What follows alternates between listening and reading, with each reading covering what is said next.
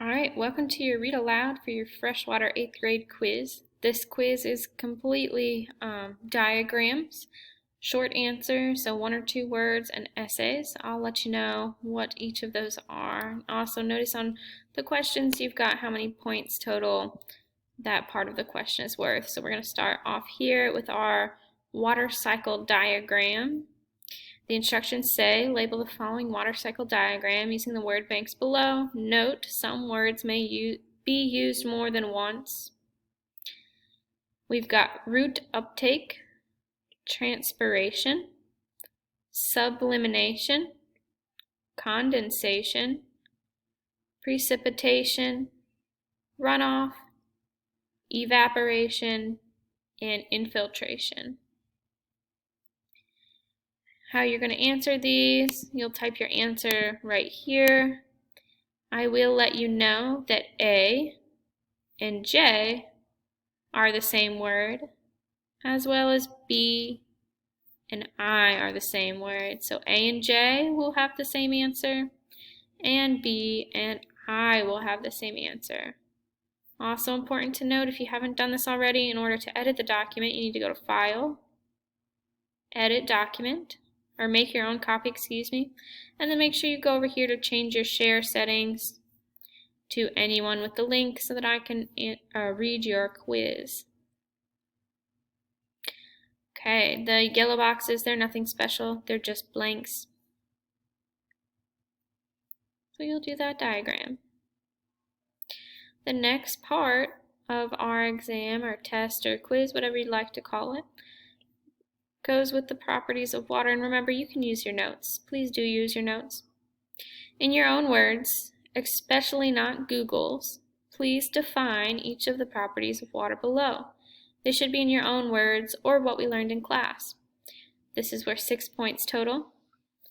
We have polarity, cohesion, adhesion, surface tension, universal solvent, and specific heat. Again, in your own words, define each of the properties of water below. Part 2 asks you for the chemical formula of water, 1 point. And Part 3 asks you to please explain, using complete sentences in your own words, why water is considered polar. Our next section has to do with rivers. We have a short answer section, which is about 1 or 2 word answers here. A asks you, what do we call the beginning of a river?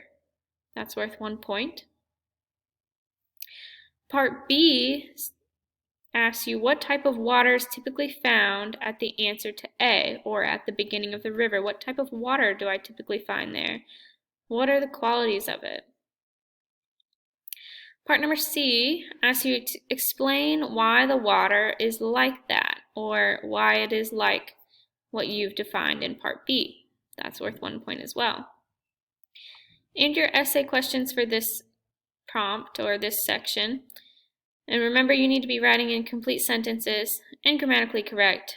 And also, Google has this cool thing, spell check and grammar, show spell check. It'll help you make sure your spelling is A-okay.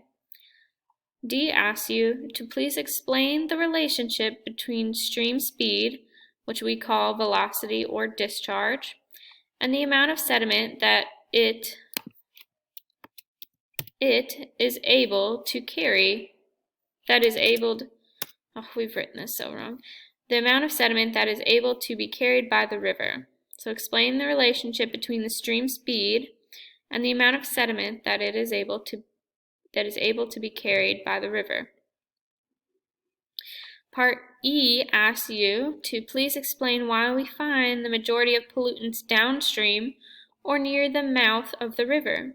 This is worth 2 points. Again, it is essay and needs to be written in complete sentences and grammatically correct. It might be 1 sentence or 2 sentences, but they do need to be fully formed thoughts.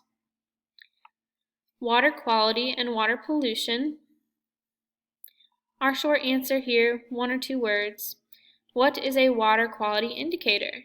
Must be the definition that we learned in class that you took on your notes. Question number B, or part B, what are the 2 types of water quality indicators? This is worth 2 points. And question number C asks you to please list the water quality indicators learned in class. This is worth 8 points because we learned 8 water quality indicators in class. Our essay part for this section, again, essays must be written in complete sentences and must be grammatically correct. Part D asks you to explain why someone might want to test the water quality of a source of fresh water. So why might I want to know the water quality of, say, a river or a lake? Part E asks you to explain the difference between point source pollutant and non-point source pollutant. Explain the difference. And part number F asks you to describe how we clean water when a pollutant enters the system. Now, I'm not talking about the wastewater treatment here. I am specifically talking about how we clean the water. This will be found in your pollution notes. Our last and final section of this quiz is the wastewater treatment that we learned on Tuesday in class. For this section, you're going to use the diagram to define the steps in the wastewater treatment system. You've got A right here, B right here, C here, D here, and E here. This is a 2-part question. The first question asks you to define in your own words the steps of the wastewater treatment listed above. This is a 2-part question. The first is to identify what A, B, C, D, and E are. And then I need you to define in your own words what's happening at each of those steps. What's happening to my water at A, what's happening to my water at B, what's happening to my water at C, what's happening at D, and what's happening at E. And again, in your own words. Google will not help you with this. This needs to be from your knowledge and your notes. In our essay section for the wastewater treatment, what is the purpose of a wastewater treatment plant? Again, it's an essay. It needs to be in complete sentences. And part B, apply what you learned about water scarcity. Do you think wastewater treatment is a good solution to the limited water supply? So you will get 1 point for saying, yes, I think it's a good idea or a good solution, or no, I don't think it's a good solution. The 2 other points for this question will come from your 2 pieces of evidence.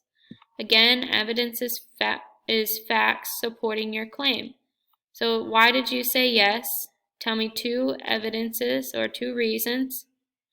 Or why did you say no? Tell me 2 evidences or 2 reasons.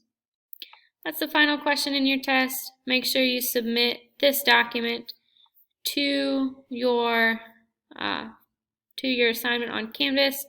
Reminder, change those share settings.